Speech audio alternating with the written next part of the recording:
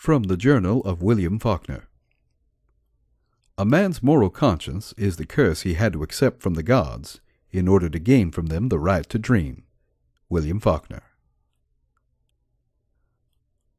One day during the time while McCord and I walked and talked in New Orleans, or I talked and he listened, I found him sitting on a bench in Jackson Square laughing to himself. I got the impression that he had been there like that for some time, just sitting alone on the bench, laughing to himself. This was not our usual meeting place. We had none. He lived in his French Quarter nightclub, Mallory's, and without any special prearrangement we would meet somewhere between his club and the square after I had something to eat at noon.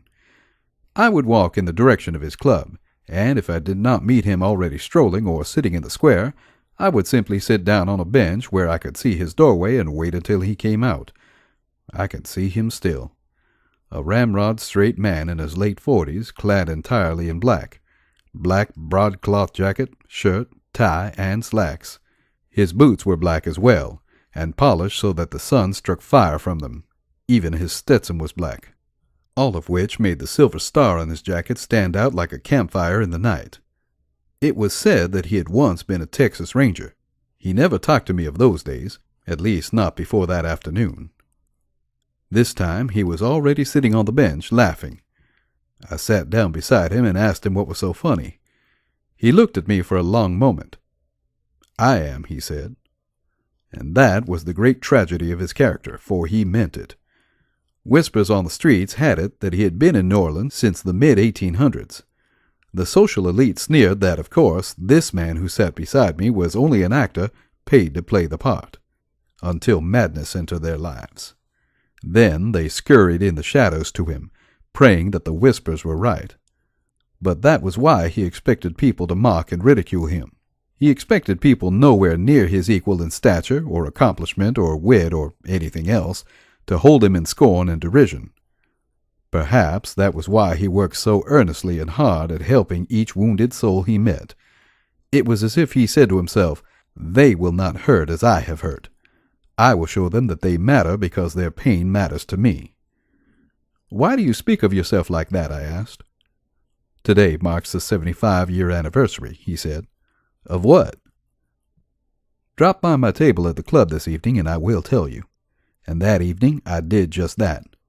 We sat, with a bottle now, and we talked. At first he did not mention the 75th-year anniversary.